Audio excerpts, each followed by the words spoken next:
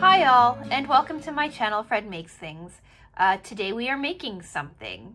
So I've been thinking about doing something like this for a while now, and last night I finally got the inspiration to get started on it. Since the beginning of my channel really, since I've been doing voiceovers and things, I've been talking about how the one craft that I am the best at is making dream catchers. I've been making dream catchers since I was a child or a preteen, teenager, 12, 13, that kind of area. And now I'm quite a bit older than that. So I've been teasing dream catchers on this channel, and today we're finally going to make one. I'm going to make this a little bit of a series. I'm going to start off with like an easy dream catcher that anybody can do. Then I'm going to go into more like difficult dream catchers as we get along, eventually making it up to the dream catcher or the size and style of the dream catcher that you see on the screen for you now. I could go bigger than that as well, but we'll just see how this takes us, or where this takes us. So today I'm going to start quite simple. I'm going to give you a list of the things that you need. None of this is 100% like specific or required. You can kind of make do with what you have or what you can find or whatever. So first off, you need some sort of hoop, ring thing to make your dream catcher with. I have this one here. I have a whole bunch of rings. I have some wooden ones, a whole bunch of brass ones, some plastic covered ones. It doesn't really matter what kind of ring or type of ring you have. You just need a closed ring.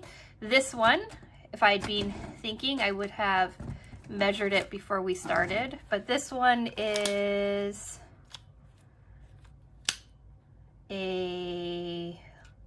let's say like a 4 3/4 inch ring or so, 4.5 inches on the center. Again, it doesn't really matter what size you have, but I thought this would be a good demonstration size. So you need one ring, you need some sort of spool of thread, or string, I should say, to do the webbing. This is jewelry braided wire that I picked up in France. This is more of a cord style that I picked. This isn't even wire, it's like cord too. It's like a synthetic cord. This I picked up at Michael's here for my macrame video from last year. I have a whole whack load of it. This works. Embroidery floss would work. Fine yarn could work as well. Just anything with a little bit of substance to it would work. Then you're also going to need a couple of thin ribbons. I have this clear ribbon. And I have this green ribbon that we're going to be using today. This is a step that you don't have to do, but it's the first step, and that's just wrapping this ring. If you really like the ring that you have, you can skip this step and ignore the ribbon altogether. I also have this gold or rose gold kind of color that I thought I might do the webbing in. I'm not sure really yet what color I want to do the web. So I have this on my plate. I have a couple of plastic canvas needles. These are a size 16, and these work really well just for threading things if you need to. I've had these for, again, since I was like 12 or 13. So something with like a wide eye, a wide eye, and a blunt tip. That's all you really need. You might need other beads too for these, or another needle for these, but we'll see. And then I have some beads. I have these turquoise and green beads that I picked up on clearance at AC Moore when they were closing out, and I have these beads as well, again from AC Moore when they were closing out. I thought they'd look really nice with this dark green. So yeah, again, these are optional. We're not going to be beading the web or anything. This is just for decoration at the end. So yeah, we're going to start with part 1 now. I'm going to show you how I start the thing and then come back when I finish it, maybe. We'll see. So I'm going to take this green ribbon that I got. I got this at a wonderful store called, I pronounce it as Sostrin and Gren. You can see it here, Sostrin and Gren. It's a kind of like a crafting and decor store in Europe. We had one in the city that I lived in and I absolutely loved it. So here's your ribbon, right? It's a beautiful dark green, and we'll do this. I just leave it on the spool. I don't know how much we need for this project. This is 10 meters, and I know 100% we're not going to be using it all. So step 1, usually what I do is I like to find where the ring join is. So like right here, you can see where the ring comes together. There's usually like a little bit of a bit of texture there. And all I do, or a lip maybe, is I start my ribbon there. I'm gonna make a nice long end so that we can make a tie at the end. And we're just gonna make a little knot like that. You could double knot it if you like, but a single knot should suffice, right? So we just knot it. We have this, the join, catching the knot, holding the knot in place so that it doesn't slide while we're wrapping. So there we go. And then all we do is we start wrapping the ribbon around it. Ooh, actually, I have a quilting clip here. Usually hair clips work that I have, but they're a little loose today. So I'm just going to use my quilting clip to hold my tail in place so that I don't end up wrapping it in. And then you just wrap your thread or your ribbon around your hoop. I usually like to do about covering half of the ribbon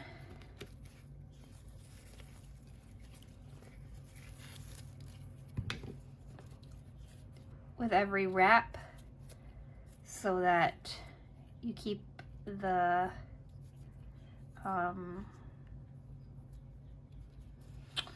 hoop, the ring that you're using, nice and covered. I'm gonna move all of this stuff out of the way.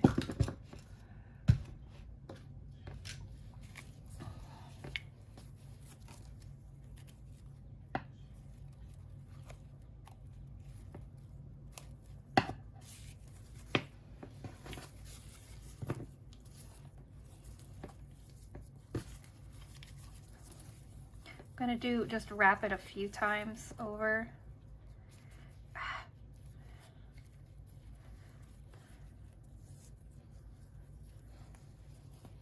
There we go. just so that I don't have to keep messing with the ribbon like that.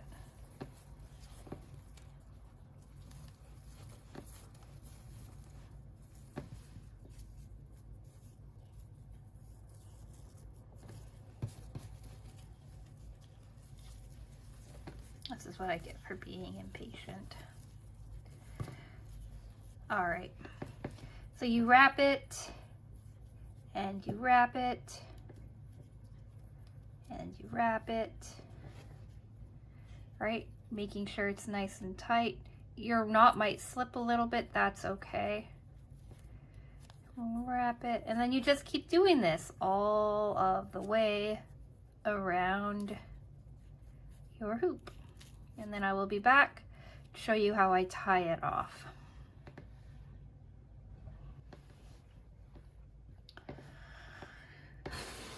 Okay, so we're finishing this wrap up.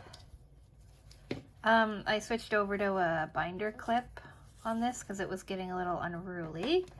What you want to do as you go through too is just to spin your binding a little bit, your wrap, just to make sure that it's nice and tight.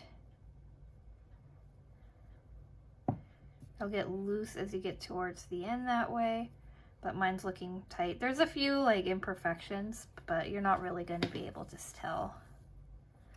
So you just want to finish wrapping.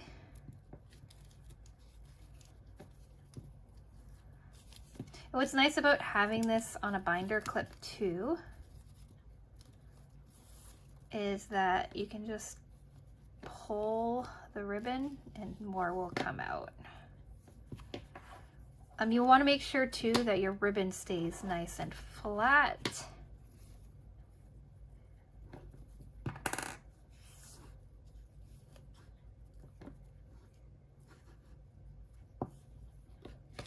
So that your wrap is nice and flat.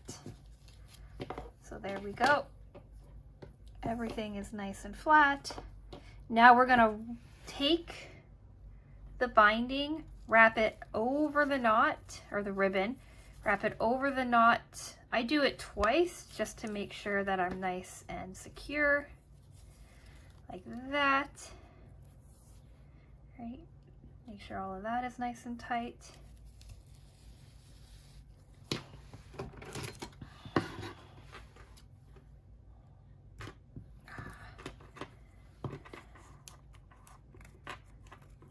I need stronger scissors here. So you have your two wrapped, and then you just want to tie a knot together.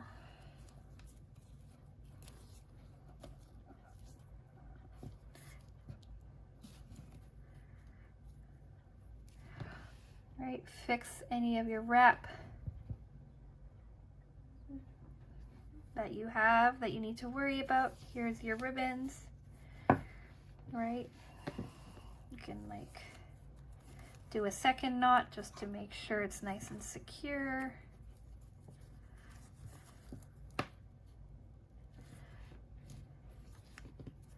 Like that. And there you go. Step one is complete.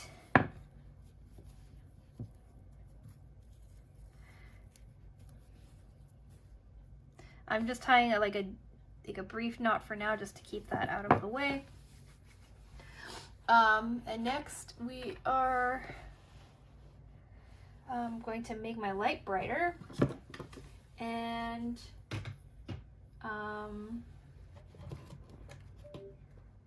actually we're going to make my light brighter.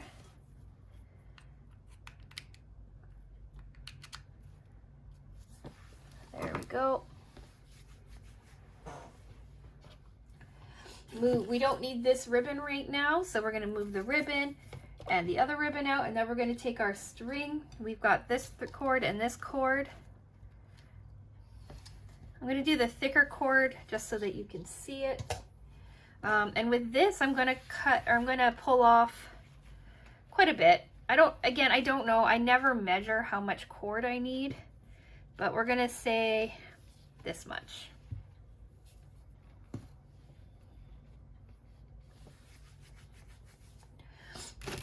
take my other scissors that I have up here, cut it. And then I'm going to wrap this cord around my hand.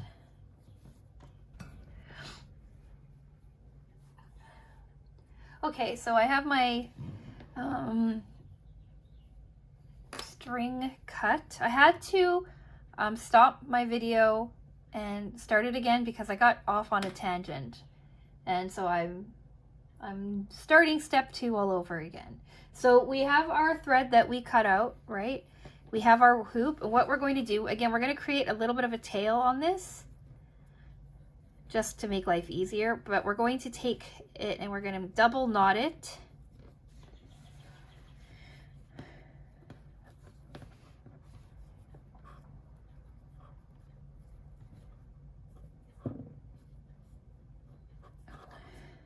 We're going to double knot it on the on the left hand side of the knot that we made for our our hanging piece.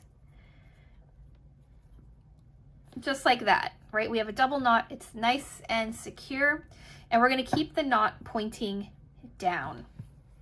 Next, we have to decide how many sections we're going to have in this Dreamcatcher. The greater number of starting sections, the more intricate and delicate your web looks. The fewer sections, the more open your web is.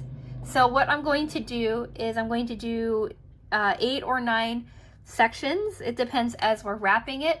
Normally I go higher. Normally I start at 10 sections, and depending on the size of the Dreamcatcher, I can go up to 20 or 24 sections. But for today, we're going to do 8 or 9 just to make the making the web go by quicker. In my more intricate webs, I usually put in like beads and embellishments and things, but for this we're just going to leave the web as is, and we're going to worry about our beads after. So the very most important thing when you start your web is to tie it in a way so that it kind of locks together and creates something nice and tight. You can go back and adjust it a little bit, but the idea is to create something that's nice and tight along this edge, right? Like the thread or string or cord or whatever it is that you're using looks nice and tight. And how you do that is you take your hoop and you take your thread, you put your thread over your hoop like this, right? Wrap it over your hoop, and then you bring your string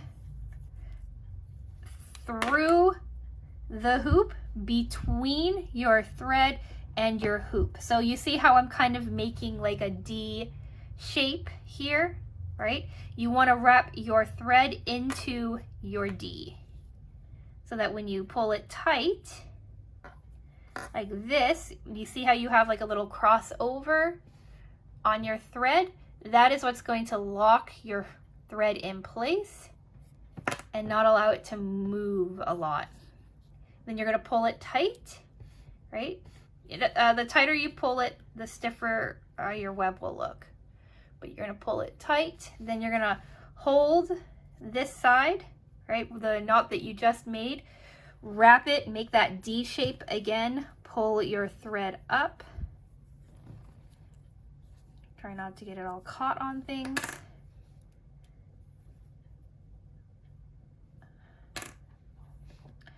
Oh man. Okay, pull your thread tight or over, right? This part, it doesn't have to be tight, right? But right, make your D, then you pull your string through your D, right? Do you see how your string is coming up on the inside of your D? Pull that tight. Make sure your sections are about even. You can measure your sections if you want. I'm not going to worry about it.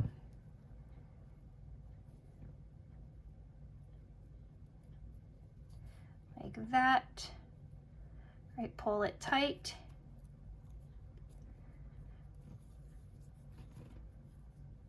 And I always work clockwise. It's up to you how you want to do it.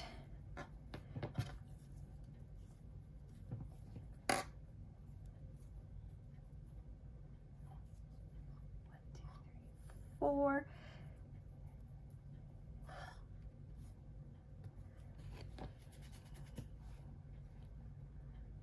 And the more even that you start your web, like the more even your sections are, the higher the likelihood of your center of your web being in the center of your Dreamcatcher. If you don't want it in the center, then you make the side tighter. Like you make your sections closer together on the side that you want your hoop to skew to, or your web to skew to. Nice and tight.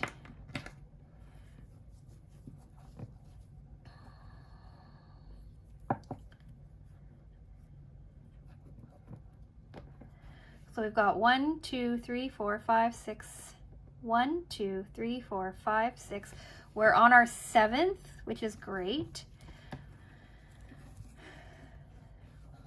7. Okay, so this hoop or this section is a little bit too wide, so I'm just going to loosen my knot, bring this over, tighten it.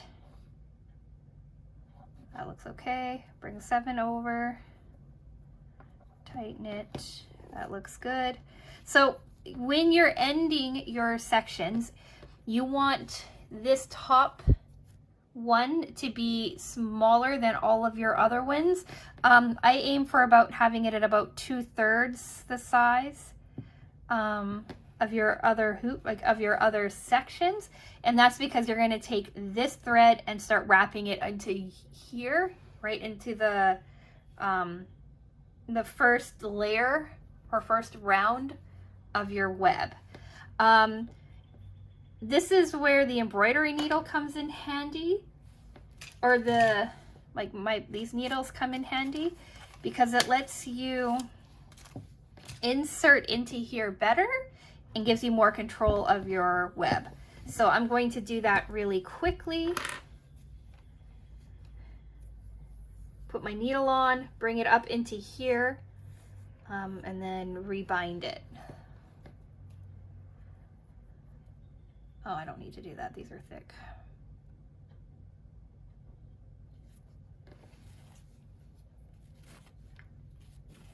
Actually, I'm not going to rebind it because this hoop is small, but I might hold it. We'll see. Just might be hard to get that quilting clip through, but we'll see.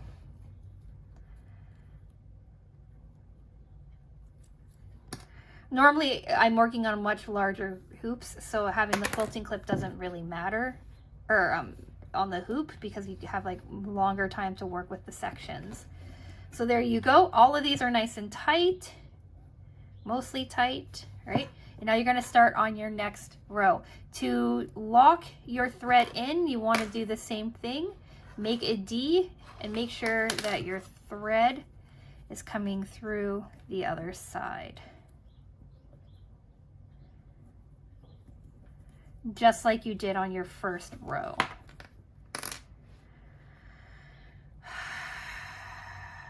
So you see, right, I have all of my thread come through. My needle is hanging out. I'm going to wrap it to make sure that it comes through on the interior side of the thread.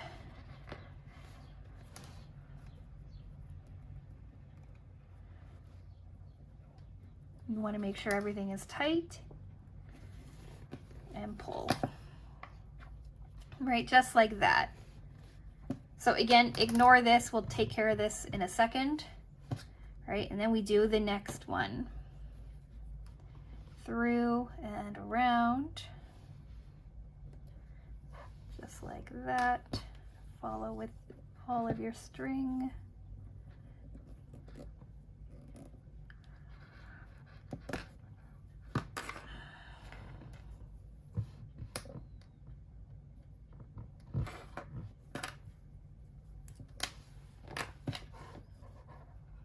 and then you go nice and tight. So every time you pull it tight, you can see how your web is starting to form. Hold that tight. If it gets loose, that's okay. You can always pull it tight when you're done like manipulating the string. Yeah, I don't like having this quilting clip on. It's too small.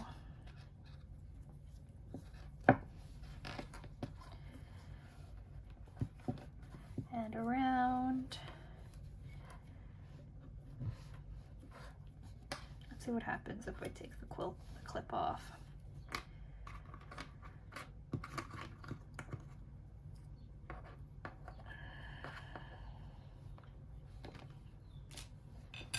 Like, I like having the clip on because it keeps the string from getting knotted, but this may be too small of a section to worry about, like too small of a Dreamcatcher to worry about.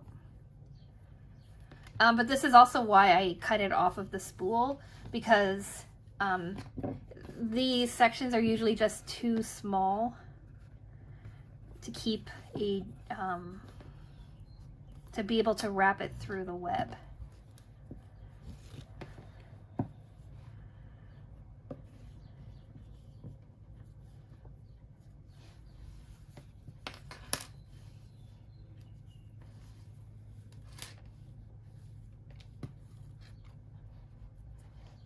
Yeah, that's fine.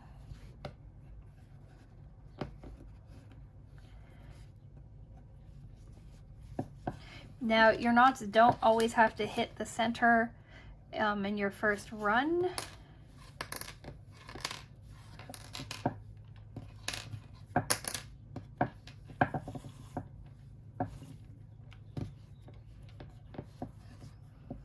Oops.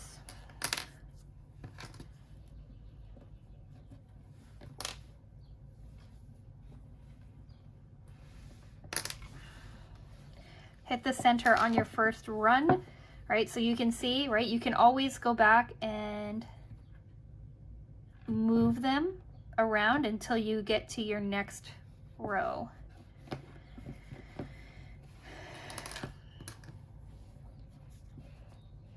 Keeping everything tight.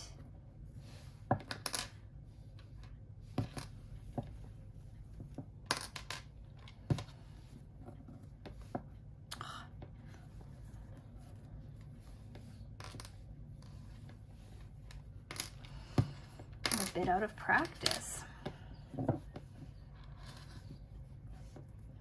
And then if you can really, like with some of these cords, as you're pulling them tight, you actually hear like a little thwack sound, then you know then that your knot is nice and secure. But not this stuff. This stuff's a little softer, which is fine. So the whole point about like keeping a nice web is to keep your tension nice and taut. The looser your tension, the looser your web. So now we're here at the end, or where we, the end of our second section, right? We make sure that everything is nice and centered, or as close to as possible. And then we continue. We just continue working around and around and around and spiral down until we reach the end. When we reach the end, I will start talking again. But I will do a quick time lapse of me working on the hoop.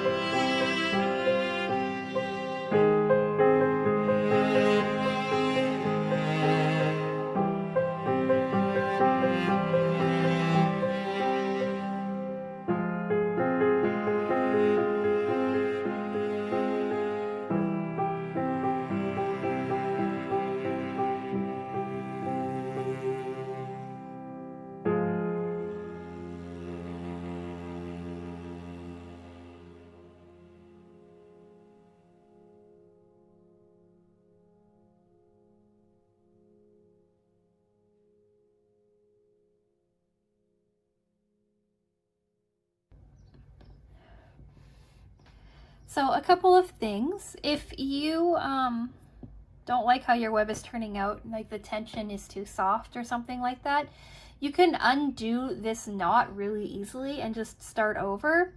If it's really like it can't be saved, just cut at your starting knot and everything else will unravel for you as well. If you want to do beads, all you have to do is string your bead onto your thread as you work through it.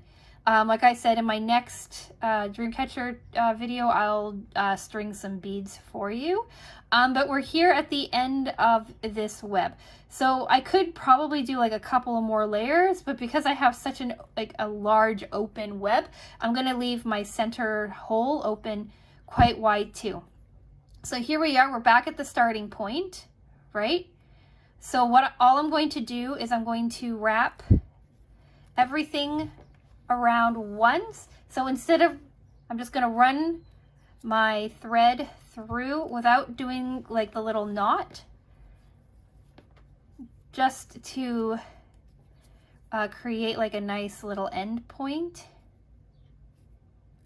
I like making a nice circle that way.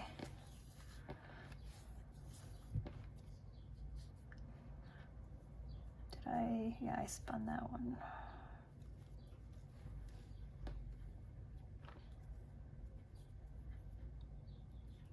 And this is why having a needle comes in handy. It's for this part.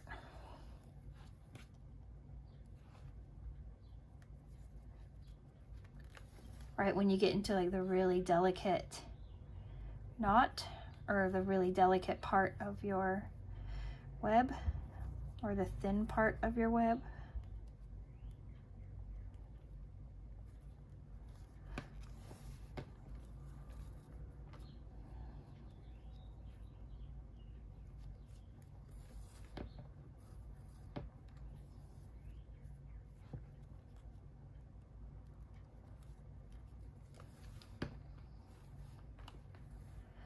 See, so there you go. You see how it kind of just, oops, sorry. You can see how it just creates like a nice soft base. One more time. You can also use this time to really pull your web tight, right? If you pull, everything will get a little tighter for you, like that. You can see that some of my stuff wasn't as even as I wanted it to be. My web is not a perfect circle, but there we go. And then we just finish it off. And how I finish it off, is how I finish off all my knots really. I come up through the center, holding a little bit in my finger on the other side, wrap it back around to the back. You don't have to have like a front and a back, but I'm just referring to it that way. And then on the back side,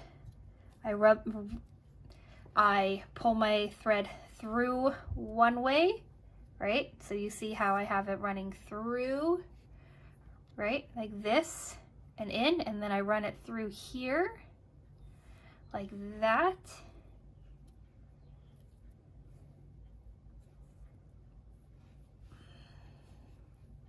So here's my initial loop, right? I come back through, run it up through a second loop and in, and then I run it back through that loop, making a knot.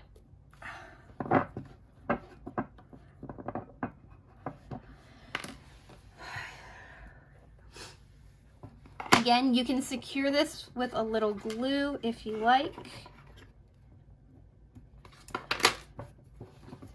And there you have it. Your web is done.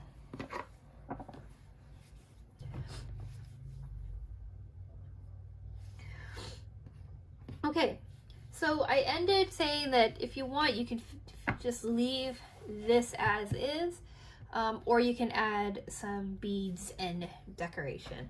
At the beginning of the video, I mentioned that I had this style of bead and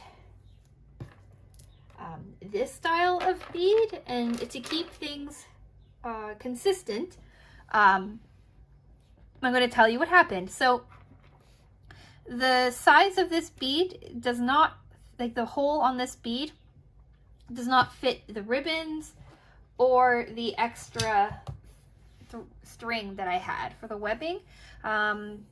Normally I planned that out better, but I just didn't. So I cannot use these little leaf beads. They're too small.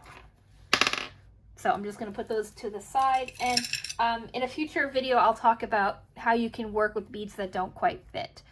So I have these. These are going to fit nicely on this ribbon with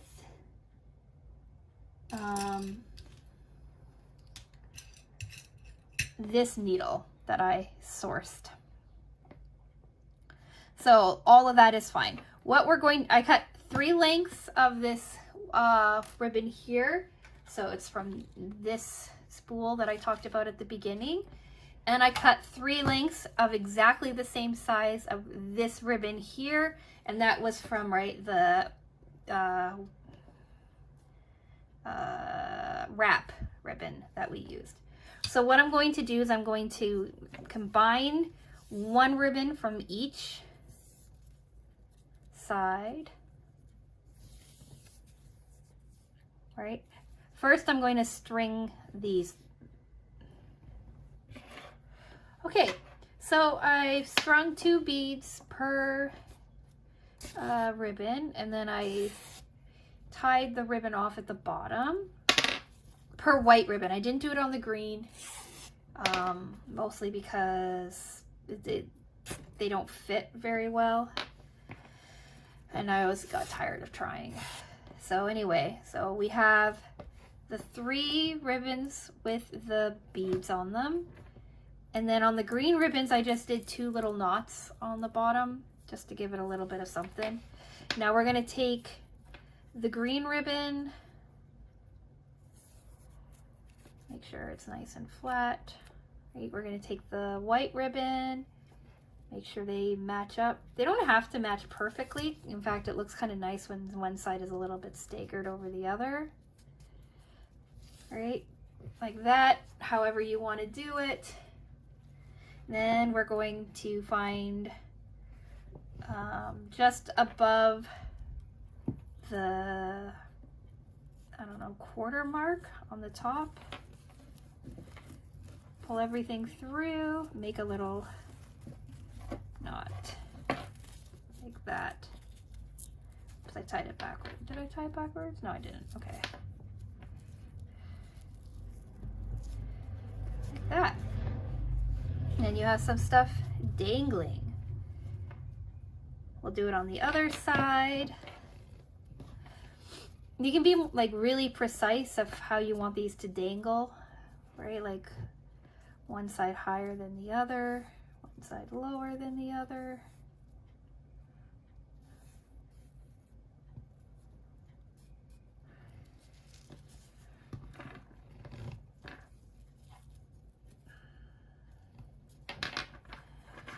Again, at the 2/3 marks. You can hang these wherever you want to.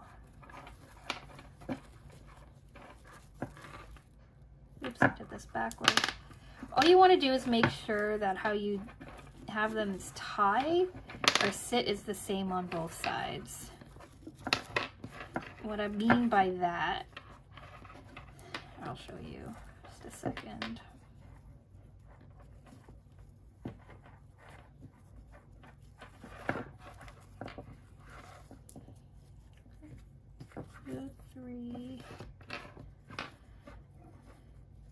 Make sure those sides are flat.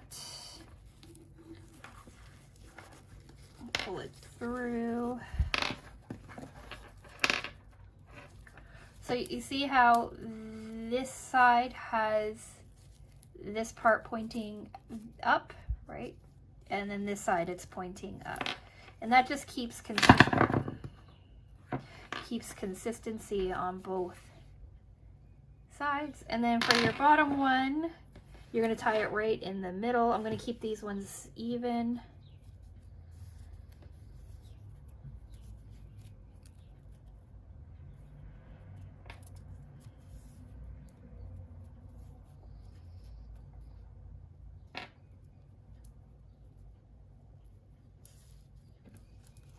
like that. Keep white on top.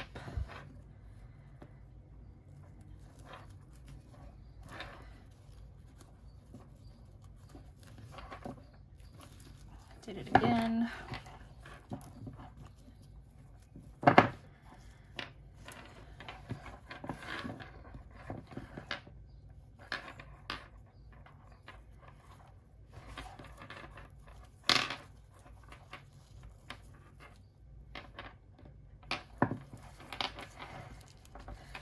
So my middle looks like it's right on the bottom of one of the thread or one of the webs, which is fine. So it sits like that.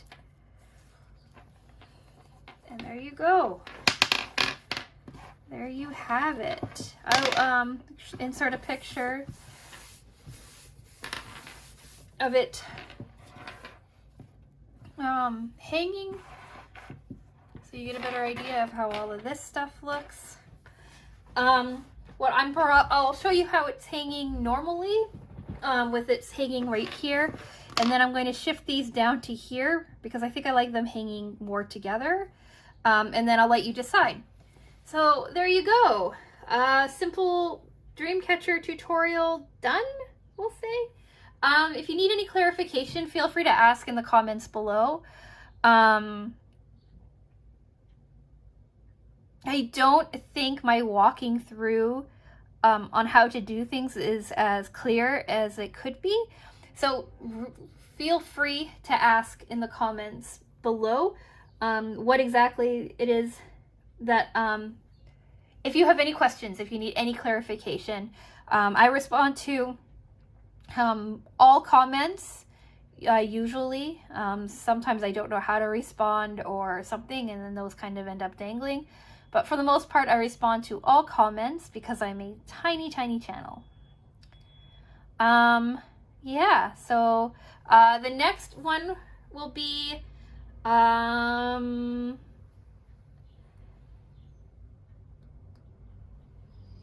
not sure. It's going to probably be a more delicate hoop with beadwork. And more beadwork on this, on like the dangly bits. And then after that, I'm going to show you how to do a beaded wrap, which is always really pretty. Yeah, so I'm going to go now. I'm not sure how long this video is, probably too long, as all my videos are. But thank you so much for watching. Subscribe to the channel if you want to see content like this, or check out some of my other videos to see if you like the other kinds of content I do, unboxings, crafting videos, things like that. And yeah, I'm gonna say goodbye for now. So thank you so much for watching, and I will talk with you again soon. Bye!